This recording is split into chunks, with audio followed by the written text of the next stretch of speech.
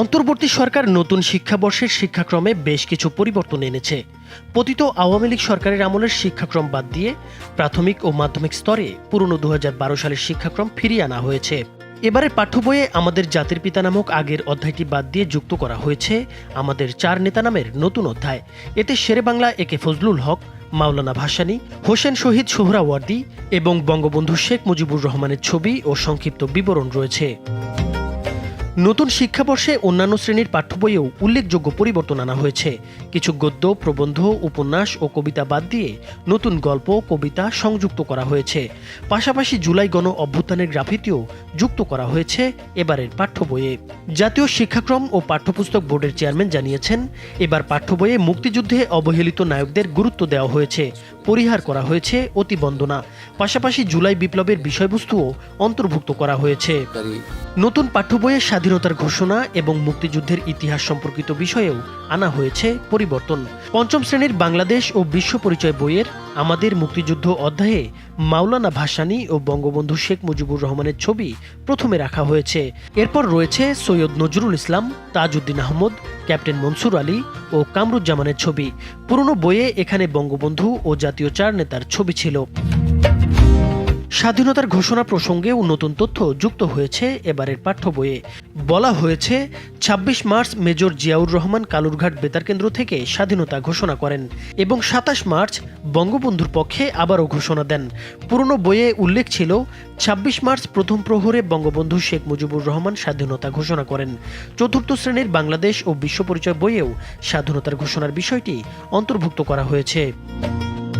পঞ্চম শ্রেণীর আমার বাংলা বইয়ে আমরা তোমাদের ভুলব না শীর্ষক প্রবন্ধে আজ থেকে প্রায় ২০০ বছর আগের ইংরেজদের বিরুদ্ধে যুদ্ধ করতে গিয়ে শহীদ মীর নিসার আলী তিতুমীর থেকে শুরু করে এবছরের জুলাই গণ অভ্যুত্থান পর্যন্ত বিভিন্ন পর্যায়ে শহীদদের স্মরণ করা হয়েছে। জুলাই গণ অভ্যুত্থানের শহীদ আবু সাঈদ ও মীর মাহফুজুর রহমান মুগ্ধের ছবিও যুক্ত করা হয়েছে। এবারের পাঠ্য বইয়ে জুলাই গণ অভ্যুত্থানের গ্রাফিতি বা দেয়ালে আঁকা ছবি যোগ করা হয়েছে। পাশাপাশি বইয়ের পেছনের প্রচ্ছদ থেকে সাবেক প্রধানমন্ত্রী শেখ হাসিনার ছবি ও উদ্ধৃতি সরিয়ে নেওয়া হয়েছে। তবে আগের মতো চিরন্তন বাণী রাখা হয়েছে।